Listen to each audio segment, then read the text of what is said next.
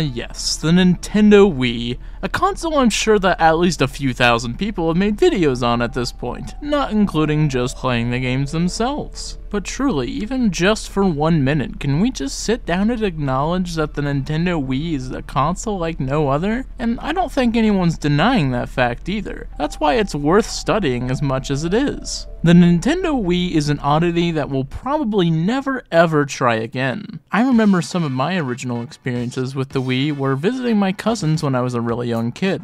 The Wii released in the year 2006. Oftentimes, me and my brother or my two cousins would come over to visit each other at each other's houses. They had a Nintendo Wii before we did, so for a while we were visiting them just a little bit more. Usually we would have fun playing a goofy game like Wii Play, and you'd play the tank game where you're like using the Wii remote to control the tanks and deflect bullets off the wall. Or we would do something like play Wii Sports, where we really loved playing baseball and doing stuff like hitting home runs and out of the parks, or my personal favorite was always playing boxing. Plus, this was also extremely convenient because back in the day we used to play stuff like Mario Kart Double Dash or Super Monkey Ball, so we would play these games together now on the Wii so we wouldn't have to use the GameCube anymore. One distinct memory that I have when I was a lot younger is that our cousins had Wi-Fi and we didn't. So we went over to their house, and I remember one night getting on the Wii and just opening the weather channel because I always liked clicking on a bunch of random shit, and I realized that you could spin the earth around. There was something so calming about like being downstairs in the living room and it was like really dark in the room, and I was just like playing with the globe of the earth and being able to see all sorts of different countries and like the weather around the world. Like, oh hey, look, there's Tokyo. What's the weather like in Tokyo today? Obviously I didn't think of it as like, oh, I wonder what the weather's like in Tokyo. I was like, ooh, I like spinning around the earth. It was really fun. But finally, in Christmas of 2007, we ended up getting our own Nintendo Wii. This was the Wii that we got with Guitar Hero 3.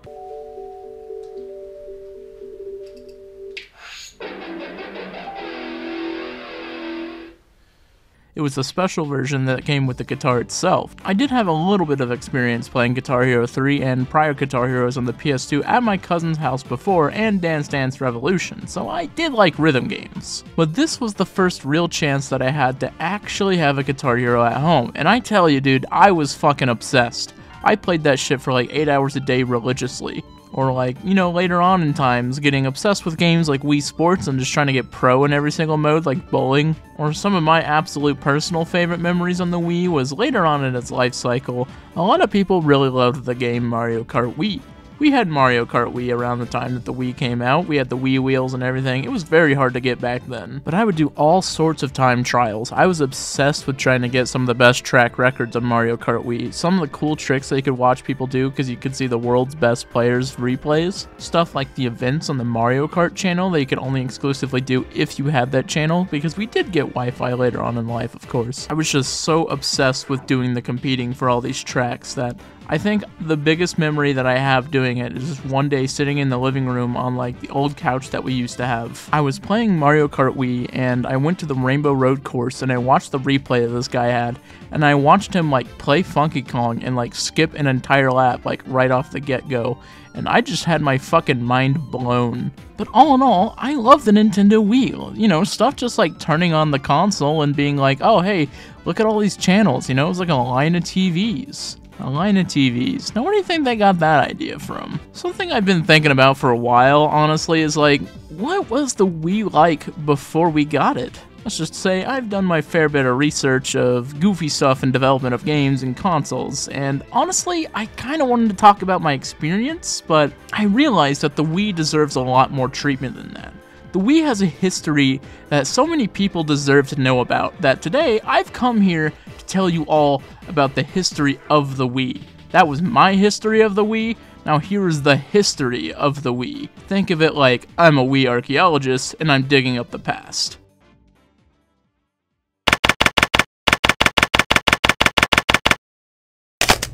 In December of 2006, the Nintendo Wii reached most other regions around the world, including the US. In developing the Wii, Nintendo President Satoru Iwata directed the company to avoid competing with Microsoft and Sony on computational graphics and power, and instead to target a broader demographic of players through novel gameplay.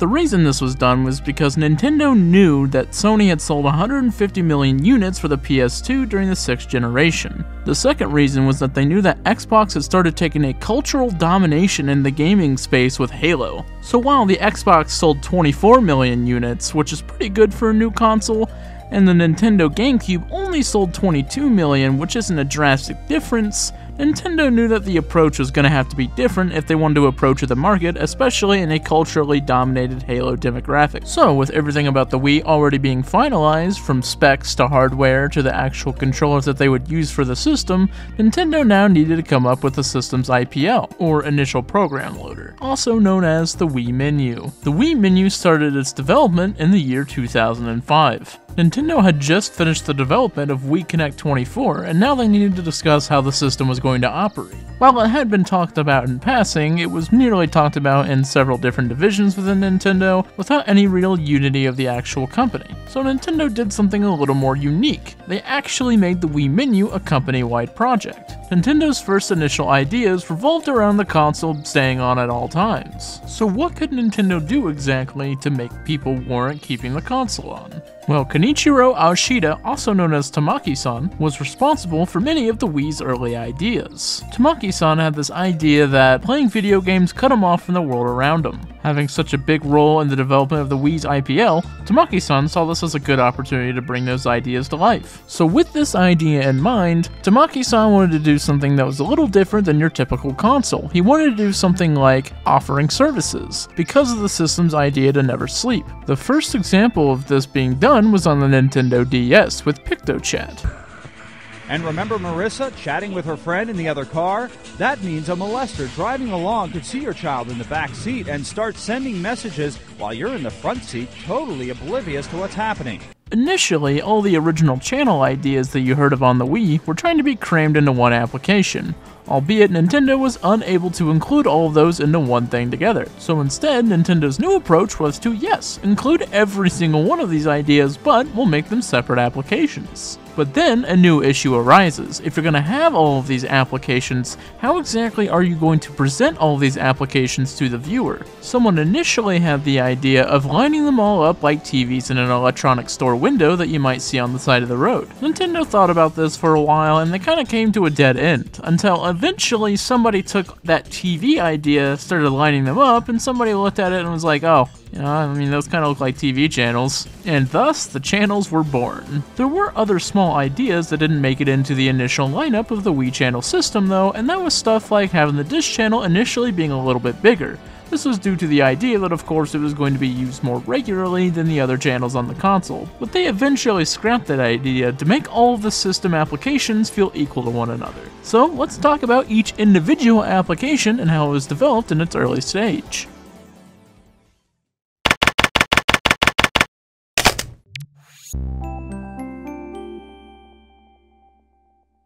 Strangely enough, Miis in some way, shape, or form have been around in Nintendo for several decades before even thought of on the Wii. Shigeru Miyamoto back in the day actually thought of a prototype game where you could create characters and then animate their faces. After realizing, however, that Nintendo saw no future in a game like this, they eventually scrapped the idea. That is until the N64, where they did it again, this time in a game called Talent Studio. This game was only sold to those who were a member of the RANDnet service back in the day on the N64 disk drive, so you basically had to live in Japan to even have access to it. Of course though, Nintendo did turn down this idea and didn't like it.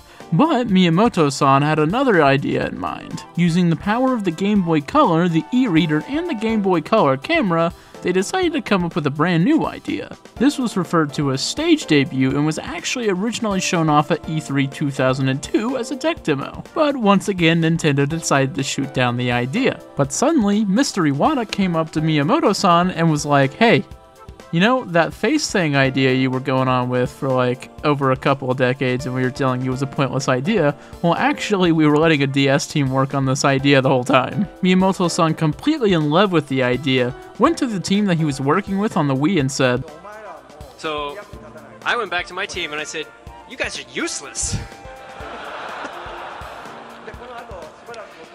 Then he decided to go off and develop this idea further with the people on the DS team. So So finally, Tamaki-san sees this project and is like, yo, I would totally love to have this idea on the Wii, and Miyamoto-san's like, fuck yeah, dude, let's do it. So the original idea of these characters used on the Wii was intended to be used for 3 separate games, but ultimately the idea changed sometime randomly during development to make it a system-wide functionality. This, of course, would later on be used in titles like Wii Sports and all sorts of other games on the Wii to replace actual playable characters. And if I'm being quite honest myself, I think this goes perfectly with Tamaki's idea that video games take you out of reality, because now you literally get to be inside of the reality of the game by making your own character. Not just one game, with several games. Tons of games on the Wii use this functionality, even third-party titles.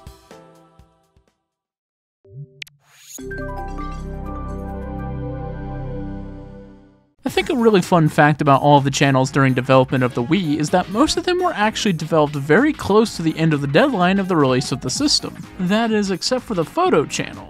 Koichi Kawamoto was actually the developer of the photo channel, and it was done so well that it was pretty much considered done in its prototype phase minus a couple of features. What really pushed the production of this channel though was the fact that Kawamoto-san actually just had a desire to see his kids' photos on the screen. Of course though, it was helped by the fact that Kawamoto-san had actually worked on Talent Studio in the past. He just used some of the features from that game to help speed up the development.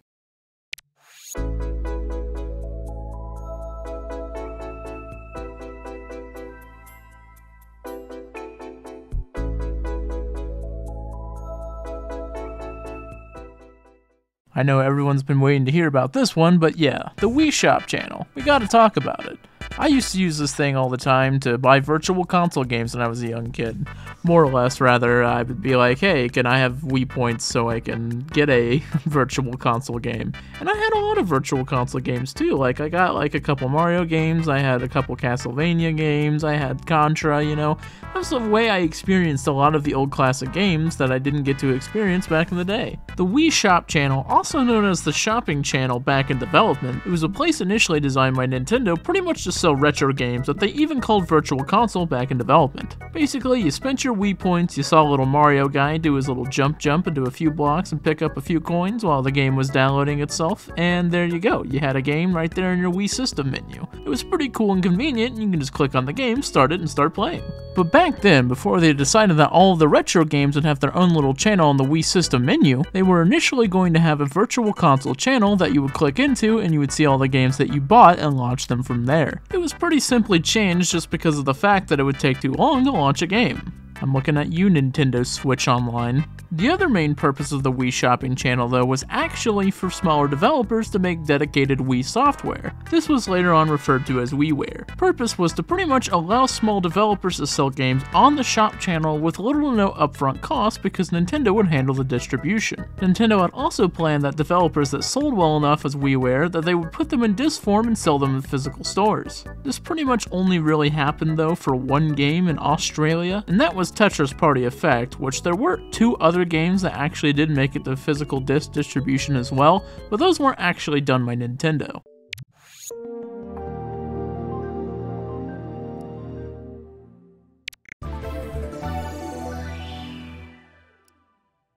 Up next comes the Forecast and News Channel. Both of these channels were shown off at a Nintendo press conference in September of 2006. Both of them also had earlier icons than they do at the full release. Quick news, breaking news, headlines from around the world, you can find it all in the News Channel. When connected to the internet, the Wii console constantly searches for News Channel updates, so you don't have to. It even organizes the news by topic, so you can find the news you want quickly and easily. The Forecast channel itself having 2 entirely different indicators, probably one earlier than the other. The Weather channel also had an entirely different UI, not only from its own color scheme, but tons of the symbols and logos being used were also pretty different as well. The idea of the Forecast and Weather channel is that these 2 channels would do something else for the Wii other than show that the Wii was a game console. Part of the initiative to make sure that the Wii never is actually turned off was part due to these channels being readily available at release, so that way people could just turn on their Wii or open up their TV and see the fact that that's the weather for the day. and it wasn't there at release. They were just unable to finish it in time. And well, the fact of the matter is, the first Wiis that came out, version 1.0 of the Wii menu, didn't have all of the channels readily available at release. Version 1.0 only had the Dish channel, the Mii channel, and the Photo channel. All of the other channels that were supposed to be there had icons, but that was it, just icons, not even data for the actual channels themselves. In order to get these channels in the first place, you had to update your system console first, which you didn't get to see the Weather channel until version 2.0 revision 3, and the News channel wasn't pushed more than a month after that with revision 2.1 version 2 update. So basically it took around 2 months to actually get access to both of these channels in the first place. But speaking of earlier system versions of the Wii, there was actually an earlier version than version 1.0. These earlier system menus were actually possible to be seen inside of demo kiosks at local stores that had Wii setups. Essentially, these demo kiosks actually had no menu at all, rather had a little startup screen instead, and you were supposed to insert the startup disc inside of the system. Essentially, you would put the disc in, the disc would go on and do its thing, and then it would become a normal Wii, but with only the disc channel. The real issue was that, back in the day, some of these Wiis actually were sold inside of stores when they were not meant to be. And the issue with that was, instead of coming with the Wii Startup disc that some of those consoles needed, they still came with Wii Sports. So people will basically see, yeah, we need the Wii Startup disc to actually use our system, and they just couldn't do that. So what Nintendo did is that they would say that these systems are broken, and they would take these systems in, and then all of those systems would basically be replaced by new systems, or they probably used in-house startup discs and made them basically version 1.0 Wiis. The problem is, because of this, several Wiis just got lost to time that never got the startup issue fixed, and so because of that, not only did no one ever have access to the startup disc and it took several decades for people to find it, but also, just finding a Wii that still had this issue remaining on it was extremely hard and rare, until one day someone made an eBay listing that actually had a Wii that never got this issue fixed, and they just assumed it was pretty messed up. And so for a while, we were actually able to see what it was like to pretend that the Wii had a startup disc inside of it, and how the actual startup menu would operate. But on one fateful day, somebody actually came across the startup disc, and so we could finally see what it's like to actually boot a Wii from the startup disc to creating the system menu.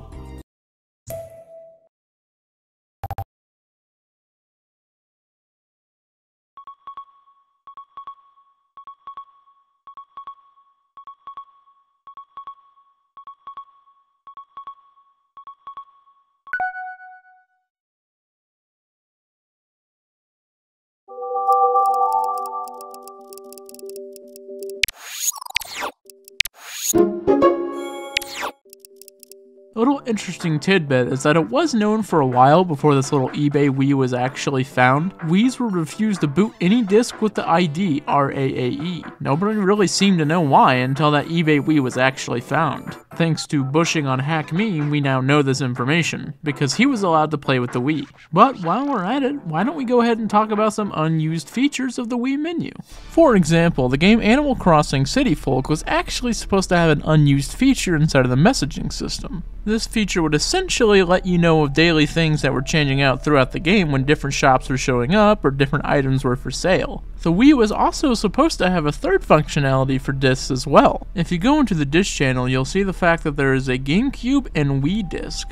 But also, the Wii was initially supposed to be able to play DVDs. It's actually still possible in the system files to enable this DVD functionality to show up on screen, but you won't actually be able to play DVDs on the Wii. Not without a few homebrew changes, that is, but this is even further backed up by some of the early prototypes of the Nintendo Wii controllers, where you could actually see pause and start buttons replacing the plus and minus buttons. There was actually one more unused system functionality as well, where games were actually initially supposed to have a countdown timer that could be used, so when you clicked on the channel, you could see how much time was left before the channel was actually possible to be used.